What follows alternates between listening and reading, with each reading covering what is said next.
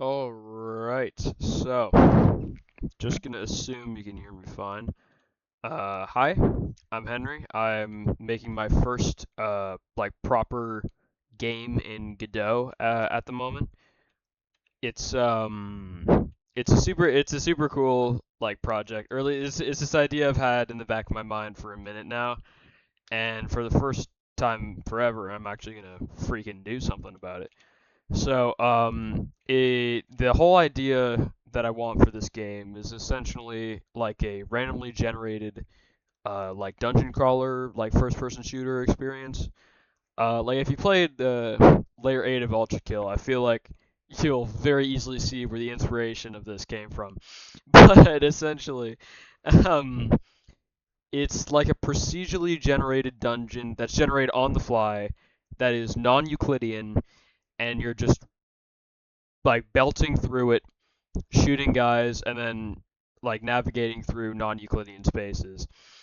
And the way that I hope to accomplish this is by having these nodes or these scenes called rooms, and they'll kind of be like created on the fly as the player goes through each room, and each door will be like a portal to another one of these rooms, which will achieve that kind of non-Euclidean look. And it's also like it's all random. The whole like point of this is that everything is random.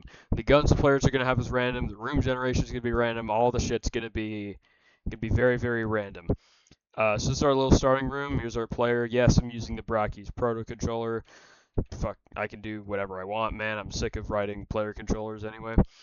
And let's actually boot this thing up. Now I think OBS is weird. I need to like set up an input. Give me 2 seconds.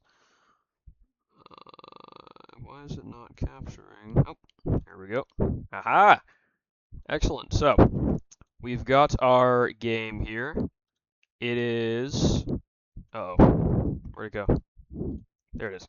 So this is. We're just gonna ignore that for now. Actually, no. Hold on.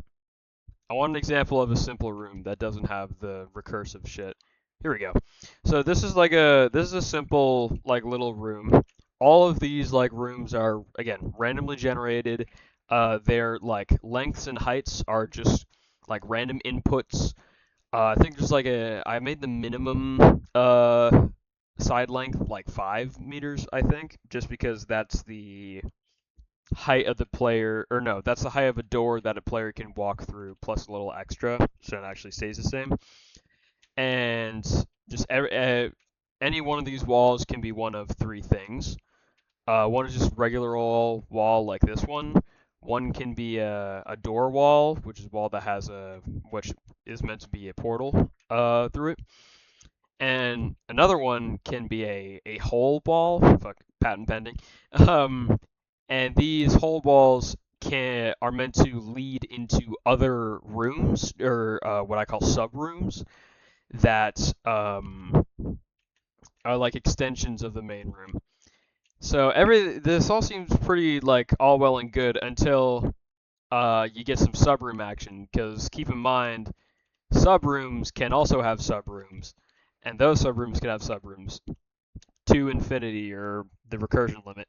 So here that's where the recursive part of the YouTube title comes in. Is the when you get some subroom action. So now I want to get a good example of some subrooms. Here we go. Oh yeah, this is lovely. Okay. So, well, is it? No, it isn't. And this keeps happening. We're gonna ignore that. um, so actually, no, I don't like this example.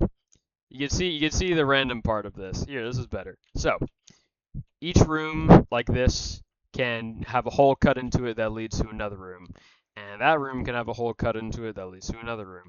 This is not meant to happen. I don't know why this is happening. Um, and then this can repeat infinitely, and this can cause some geometry that does not make sense. Now, if you're not painfully aware of it already, I have not created the actual thing to support this non-Euclidean geometry. I have not implemented portals yet. So when rooms double back in on themselves, like oh god, this is just an awful example. Oh my lord. Um. Anyway, when rooms double back in on themselves, I don't really have a thing to handle that yet. I don't have portals, so it doesn't actually look non-Euclidean. Um. And this is the main reason why I'm scrapping this. I should have included it in the title that I am, or I should have said it in the intro bit that I won't be going forward with this idea for my game, or like I won't be going forward with the infinite recursion idea of it, because that would mean that every whole room would need to have a portal in it, and that I'm just not even gonna bother with that one. That's just not something like that feels far too complicated to implement for my first ever Godot game, and it's also I feel like just a bit too like I think it'd be a bit too much for the player to be in one room and have it be the size of like 8, you know. I feel like every room can be like a controlled encounter, and then once they're done with the encounter, they can move on to another room. So I will be keeping the like walls turning into subrooms idea. I just I want to kind of limit it in a way so that we don't have the like crazy bullshit rooms that I showed you earlier, and we can have like more rooms like this, which can recurse like or I guess have subrooms just enough times to lead to a like what the fuck moment with the player when they walk through a door and see something non-Euclidean. Like, is this a good example? Yeah, it could be. Yeah. This is perfect. It's just if you mind whatever's going on over here.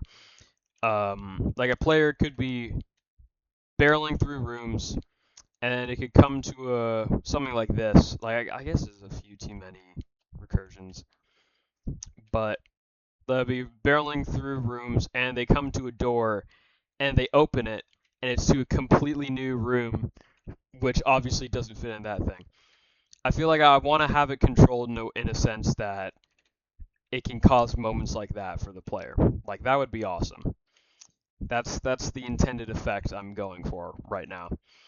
And you can even see like eventually because the room size can only go down when there's a subroom.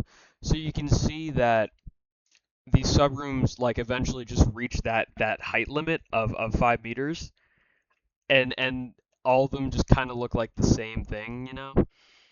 And it's still like an interesting effect. It's just it's not exactly what I want. And again, if you're shooting through these hallways and every one of these little gaps here, these little doorways are portals, like that's just far too much computation.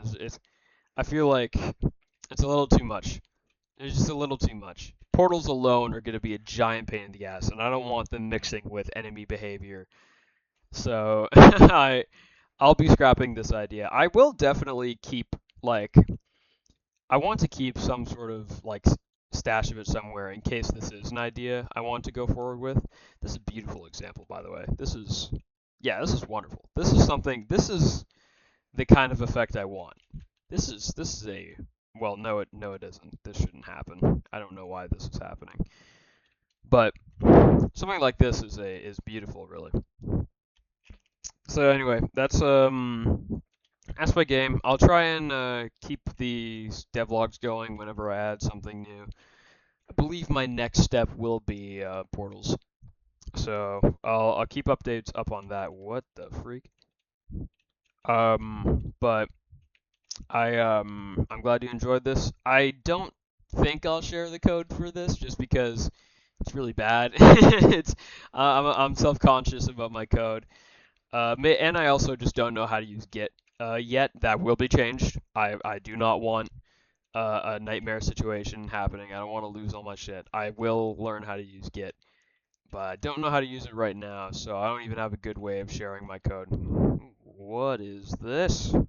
See, this is fun. This alone is a good time. Just like rolling through rooms and say, what the hell is going on here? Oh, I think this. Oh man, yeah, this is just too much. This is too much. This is a single room. We do not want something this insane for a single room. So yeah, I'll keep a copy of this somewhere, but It's not something I'd like to move forward with. Anywho, close that. And ooh, what the freak? Get rid of that.